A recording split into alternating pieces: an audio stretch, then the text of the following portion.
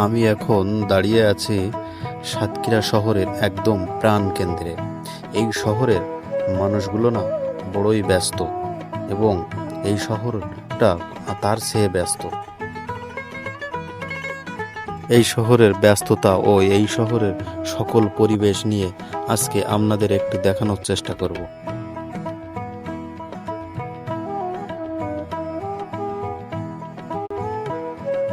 এই ব্যস্ত শহরে কেউ আসে অসুস্থ হয়ে, আবার কেউ আসে তাদের ব্যবসার বিভিন্ন কাজে, আবার কেউ আসে ঘোরাঘুরি করতে। এই শহরে সবাই যেন ব্যস্ততার মধ্যেই থাকে।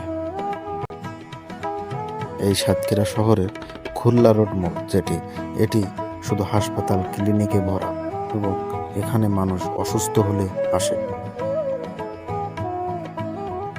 আপনারাও চাইলে ঘুরতে আসতে পারেন আমাদের প্রাণের শহর সাতক্ষীরাতে।